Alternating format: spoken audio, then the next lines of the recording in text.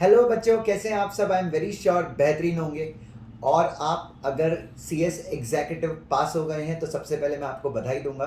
अब एक्चुअली बहुत सारे बच्चे बहुत दिन से मैसेज कर रहे थे कि दुष्यंत सर, कि हम सी एस एग्जीक्यूटिव क्लियर होने के बाद डायरेक्टली सी एस प्रोफेशनल का एग्ज़ाम दें या फिर हम अपनी आर्टिकलशिप शुरू करें जो 2 साल की होती है। तो मैं बहुत टाइम से सोच रहा था कि मैं होल्ड पे रखूं इस चीज़ को, क्योंकि बच्चों देखिए, मैं आपको बता सकता हूं लेकिन मैं उस मामले में एक्सपर्ट नहीं हूँ। वो आपको कौन बता सकता है जो ऑलरेडी उस इंडस्ट्री में है और जिसको ऑलरेडी काफ़ी अनुभव है उन चीज़ों का, और जो खुद से आर्टिकल्स को रिक्रूट करते हैं, जो खुद से अलग अलग कंपनीज को एडवाइस करते हैं सेक्रेटरियल मैटर में। तो आज हमारे बीच में मैं लेके आया हूँ भारत के जाने माने कंपनी सेक्रेटरी, और मुझे गर्व है कि मैंने इनके जीवन में थोड़ा सा प्रकाश डाला है ज्ञान का। हमारे प्रिय अमोक दीवान सर। और अमोक, बहुत बहुत स्वागत है। मैं सर बोल रहा हूँ क्योंकि ये आप लोगों के लिए सर हैं, मेरे तो स्टूडेंट हैं। तो अमोक जो है वो आपको काफ़ी कुछ गाइड करेंगे सी एस एग्जीक्यूटिव की आर्टिकलशिप के बारे में, सी एस एग्जीक्यूटिव की बात की आर्टिकलशिप में, और प्रोफेशनल की एग्जाम की अप्रोच कैसे होनी चाहिए। Over to you Amok sir. So first and foremost, thank you Dushyant sir for having me. पहले तो इनके शब्द बहुत ही काइंड और जनरस है। छोटा कुछ प्रकाश नहीं डाला है, पूरा जीवन ही इन्होंने उजागर कर दिया है, so as to say. So first and foremost, congratulations to all of you. आप लोगों की जो ये सफलता है, that is something which is to be celebrated, which is to be cherished. And after that, now you are beginning the last leg of your CS academic journey, that is CS professional, the most important and the most crucial step which you are going to take towards being a good professional. So first and foremost, all the best for this journey. और इस journey में कैसे है कि बहुत सारे लोगों के बहुत सारे अप्रोचेस रहते हैं। कई बार ऐसे होता है कि हमें अलग अलग अप्रोचेस के बारे में पता नहीं होता। मेरा बस एफर्ट यही रहेगा कि जो भी कुछ अप्रोचेस मुझे पता है या मैंने देखे हैं उनके बारे में मैं आपको बताऊं, सो दैट आप एक अच्छा और बेहतर इन्फॉर्म डिसीजन ले पाओगे। अमोग, सबसे पहले तो मैं आपको ये बता दूं कि सी एस प्रोफेशनल में सोपान सर मुझे कुछ भेजा है कि अमोक सर के बारे में आपने इतने महान आदमी के बारे में इतनी सारी चीज़ें बताई, इतनी कम चीज़ें बताई हैं। तो सबसे पहले आप बताइए, अमोक सर रैंकर है, definitely Amok is a ranker C S professional में AIR 7, अगर मैं गलत नहीं हूँ तो। मुझे याद है क्योंकि मेरी लाइफ का पहला रैंक था फ्रॉम माई स्टूडेंट। तो सी एस प्रोफेशनल में AIR 7 है और भारत के यंगेस्ट कंपनी सेक्रेटरी हैं। LLB किया हुआ है इन्होंने CS के साथ में। और सर आपको CS प्लस LLB का इंपॉर्टेंस भी बताने वाले हैं जो आज की तारीख में, क्योंकि सर के क्लाइंट्स, काफ़ी सारे क्लाइंट्स हैं, काफ़ी बड़ी बड़ी कंपनीज, काफ़ी सारी स्टार्टअप कंपनीज जो है सर के क्लाइंट्स हैं, और सर खुद भी एक एंटरप्रेन्योर है। तो सर आपको काफ़ी सारी चीज़ें बताने वाले हैं। तो सर के उसके बाद CS प्लस LLB सर ने किया है। उसके बाद सर LLM, अमोग LLM भी हुआ है ना? यस, LLM हुआ। अमोग ने LLM भी किया है ILS लॉ कॉलेज से। ILS लॉ कॉलेज से LLM भी किया, कुछ तो इकोनॉमिक्स में भी किया अगर मैं गलत नहीं हूँ तो। Yes, certificate courses from Gokhale institute of politics and economics. और बच्चों, Gokhale institute of politics and economics Bharat के कुछ चंद अर्थशास्त्र के कॉलेजेस में शुमार हैं जो बेहतरीन है। आप सर्च कर सकते हैं गूगल में। तो और अमोग एक बहुत बड़े कंपनी लॉ के बारे में लिखते भी हैं, और अमोग की जो बुक्स हैं वो 3,000, 4,000, 5,000 में बिकती है। मतलब हम लोगों के लिए इससे समझ में आता है कि कितना महान ऑथर है। और अमोग मुझे भी फ्री में अपनी बुक दे देता है तो मैं भी काफ़ी खुश होता हूँ, पढ़ने का सौभाग्य मिलता है। अमोग, अभी हम बात करें अगर आर्टिकल्स की CS एग्जीक्यूटिव के बच्चों की, तो और सोपान सर मुझे बोल रहे हैं कि कुछ और क्वेश्चंस हैं। तो अभी बच्चों को क्या करना चाहिए अमोग, कि डायरेक्टली प्रोफेशनल के तीनों ग्रुप, क्योंकि बच्चे जून में दे सकते हैं 2 ग्रुप, मतलब वो कोई भी 2 ग्रुप अपनी चॉइस का दे सकते हैं, और दिसंबर में बच्चे अगर चाहें तो तीनों ग्रुप दे सकते हैं। ओके। तो अगर बच्चे, तो आपके हिसाब से कई बच्चों के ऐसे मन में रहता है कि यार एक काम करते हैं, अभी आर्टिकलशिप शुरू कर देते हैं और जून में 2 ग्रुप दे देते हैं। तो और कई बच्चे ऐसे सोचते हैं कि नहीं यार, क्योंकि जून में 2 ही ग्रुप देने हैं तो बच्चे आर्टिकलशिप शुरू नहीं करते और जून में 2 ग्रुप देते हैं। या फिर कई बच्चे ऐसे भी जो दिसंबर में डायरेक्टली सोच रहे हैं कि तीनों ग्रुप देते हैं। तो आपके हिसाब से क्या करना चाहिए? मेरा सजेशन ये रहेगा कि पहली बात तो मैं थोड़ा ग्रुप्स के बारे में कुछ थॉट शेयर करूँ। although the subjects are divided into groups, Right. they are not independent silos.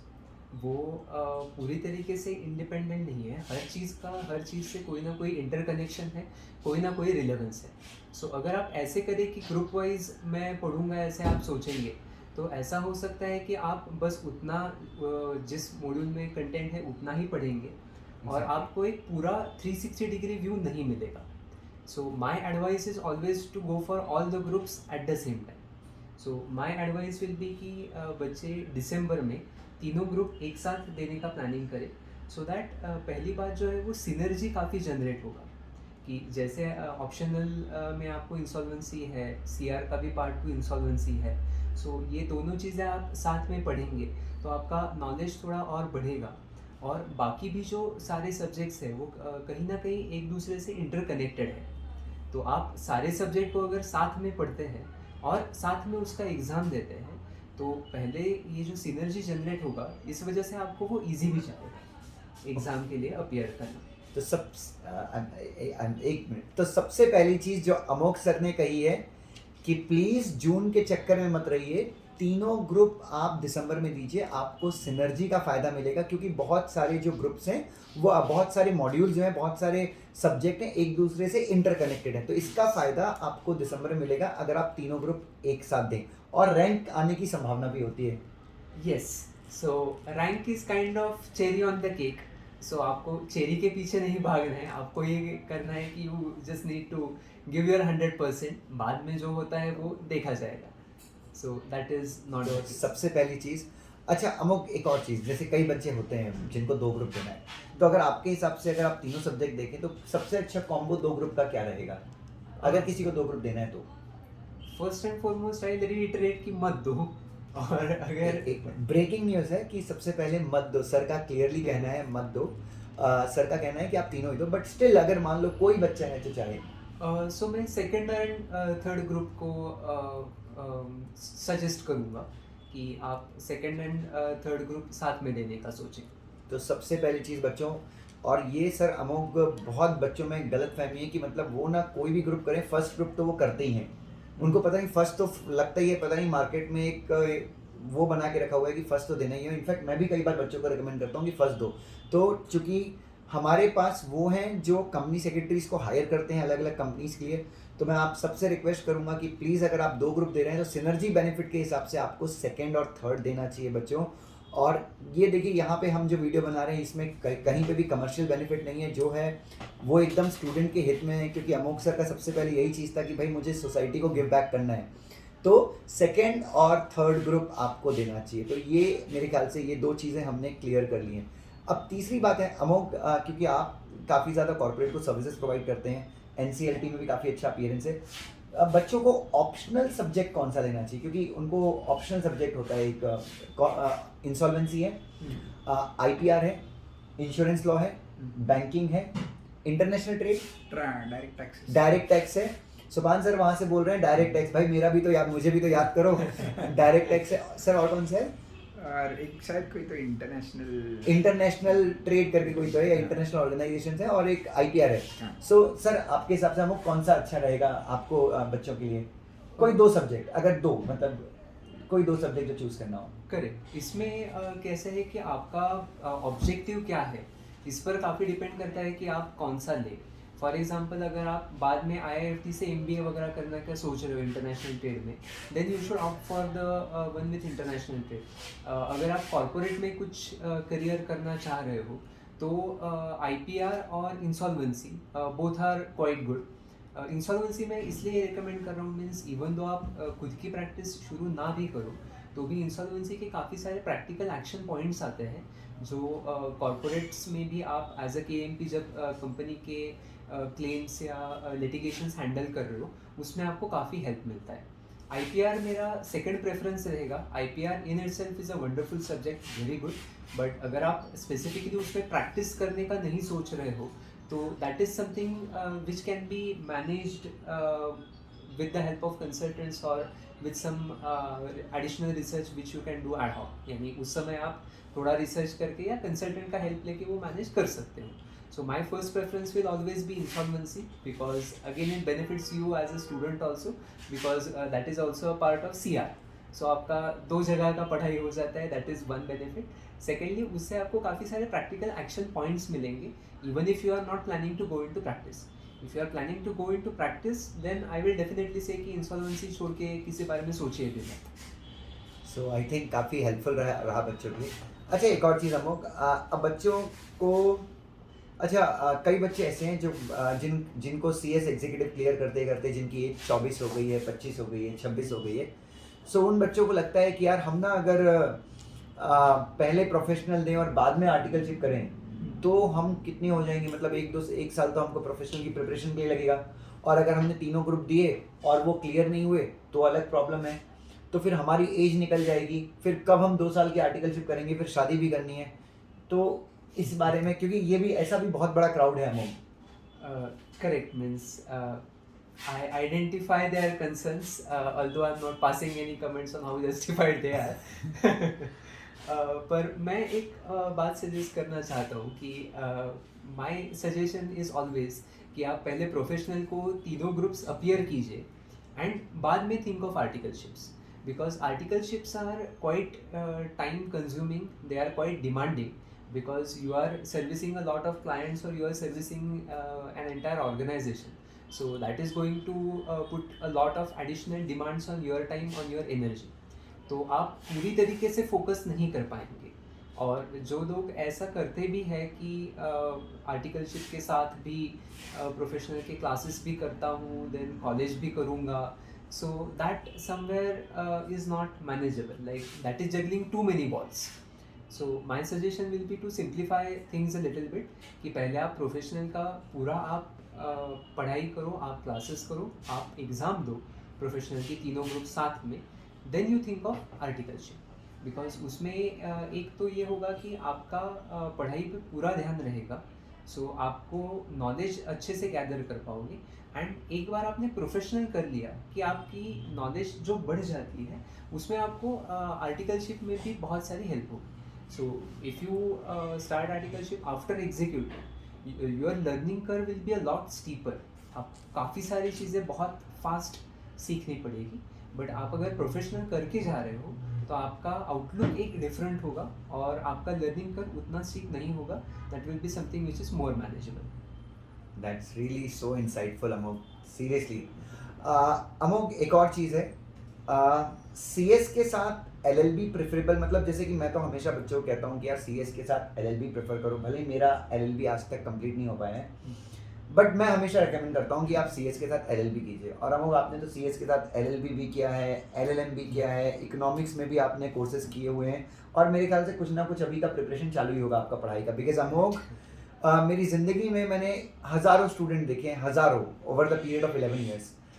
अमोघ एक ऐसा स्टूडेंट है, मैंने कई बार, जो मेरे रेगुलर बच्चे हैं वो कमेंट करके बताएंगे भी, कि अमोघ ऐसे स्टूडेंट रहे हैं जिनको मैंने कभी पैसे कमाने की, जिनके अंदर आग देखी नहीं है। सीएस फाइनल क्लियर होने के बाद इनके मन में ख्याल आया था कि मैं सीए शुरू कर दूं। फिर इनको मैंने भी थोड़ा बहुत बोला कि अगर अपन सीएस में हैं तो अपन लॉ के ऊपर फोकस करें, तो इन्होंने एलएलएम कंप्लीट कर लिया, एलएलबी कंप्लीट कर लिया, देन उसके बाद इकोनॉमिक्स में भी इन्होंने कुछ किया। सो मतलब अमोघ, और आज भी इनके दिन का कम से कम, मेरे ख्याल से अगर मैं गलत नहीं हूँ तो 4 से 5 घंटा, 6 घंटा सिर्फ रिसर्च में जाता है। आप इनकी अगर बुक देखें, अमेजोन पे इनकी बुक मिलती है।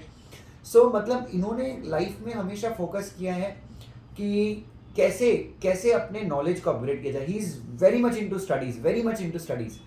तो कहीं ना कहीं मैं एक ही चीज़ पूछना चाहूँगा कि सीएस के साथ अगर एलएलबी किया, is it a good combination? मतलब आपके जो आप जिन कंपनीज को आप कंसल्टेंसी देते हैं, सर्विसेज देते हैं, जिन स्टार्टअप की आप फंडिंग करवाते हैं, उनको क्या, मतलब वो सीएस के बारे में अगर आपसे पूछते हैं तो आप उनको सजेस्ट करते हो कि ऐसा कैंडिडेट ढूंढो जो सीएस प्लस एलएलबी हो? CS and LLB is highly preferred.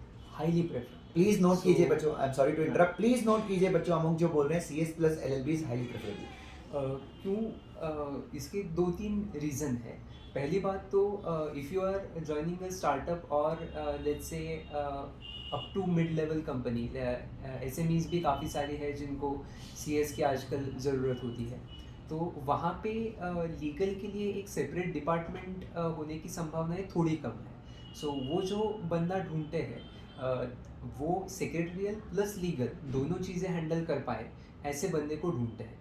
So if you have CS plus LLB, people prefer such candidates.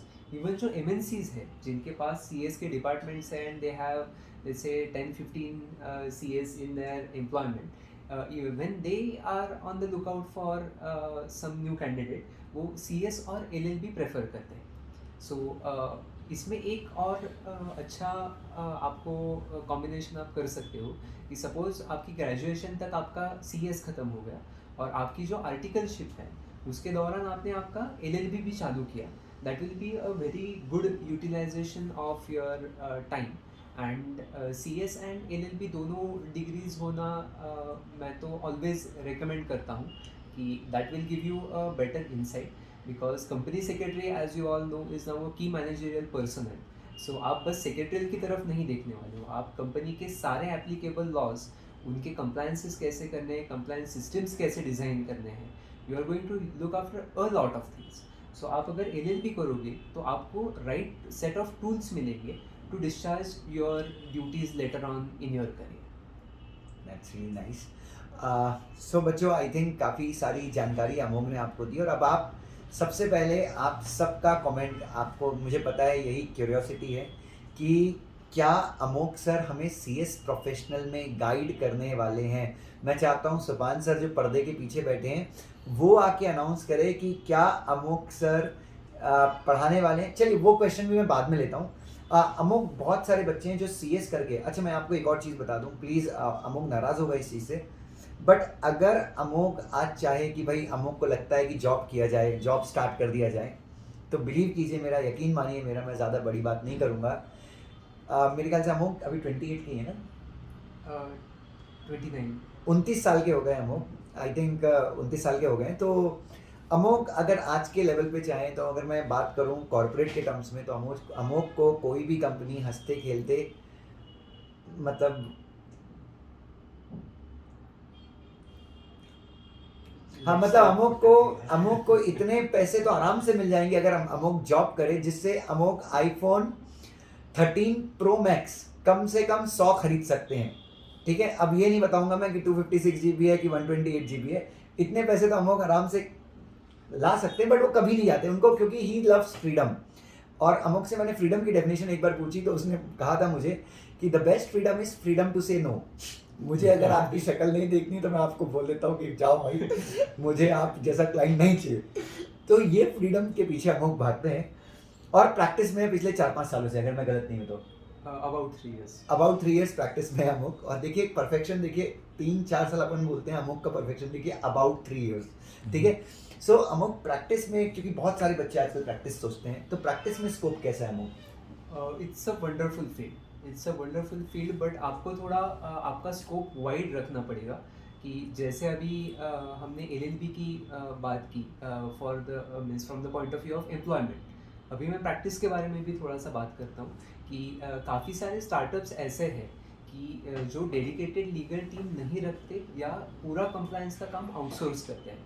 तो अगर आप CS प्लस LLB करके आप प्रैक्टिस शुरू कर रहे हो, so you can take care of all their compliances, ना कि just secretarial compliances, but even including contract drafting, बाकी सारे लॉज आइडेंटिफाई करना, उनको वो लॉ के कंप्लायंसेस पे एडवाइस करना, उनके कॉन्ट्रैक्ट मैनेजमेंट करना. फॉर एग्जांपल अगर उन्होंने किसी के साथ कॉन्ट्रैक्ट किया है और उसमें कुछ नोटिसेस भेजने हैं, उसके कुछ राइट्स एक्सरसाइज करने हैं, या वो कॉन्ट्रैक्ट को इम्प्लीमेंट करने के लिए एक कंप्लायंस सिस्टम बिठानी है कंपनी में.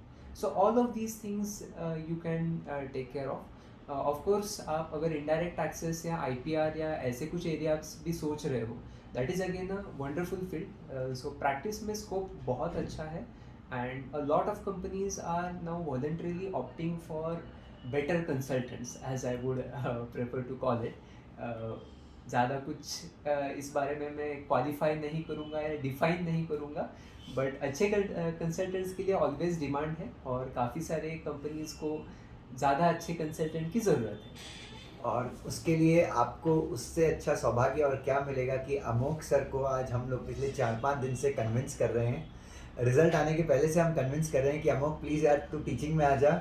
अगर आप आ जाओगे तो कम से कम CS इंडस्ट्री को बहुत अच्छे टीचर्स मिल जाएंगे, बहुत अच्छे टीचर्स मिलेंगे. एक्चुअली वो टीचर्स मिलेंगे जो एक्चुअली कॉर्पोरेट को सर्विस प्रोवाइड कर रहे हैं. और अमोघ वाज कि शुरू में एक ही सब्जेक्ट पढ़ाएगा, बट सोपान सर ने तो बिल्कुल मतलब हम दोनों ने अपनी पगड़ी अमोक के पैर में रख दी और हमने कहा कि नहीं भाई, एक सब्जेक्ट से कुछ नहीं होगा, बिकॉज आपको टीचिंग में आना पड़ेगा बच्चों की भलाई के लिए. सो अमोक को we have convince and Amok would be teaching. हमारे यहाँ पे कौन सा सब्जेक्ट पढ़ाएगा, कैसा पढ़ाएगा, क्या होगा, सुपान सर वो डिस्कस करेंगे. वो पर्दे के पीछे सुपान सर बैठे हुए हैं, तो सुपान सर से मैं गुजारिश करूंगा कि यहाँ पे आए. और अमोक सर को कन्विंस करने में सुपान सर का भी बहुत बड़ा रोल है. सर प्लीज आइए. सर एक minute sir, I'd like to interrupt. First thing कि सर यानी बच्चों का तो ये अगर अमुक सर पढ़ाने के लिए आ रहा है तो ये बच्चों का बहुत बड़ा सौभाग्य होगा. रीज़न बीइंग प्रैक्टिकल एक्सपीरियंस लेके सीएस प्रोफेशनल में पढ़ाने वाली इंडिया में ही would be the first faculty. बाकी फैकल्टीज़ हैं सीएस प्रोफेशनल में कई सारी, लेकिन they lack practical experience. Rather none of the faculties who are teaching in CS professional, they are none of them are actually into practice.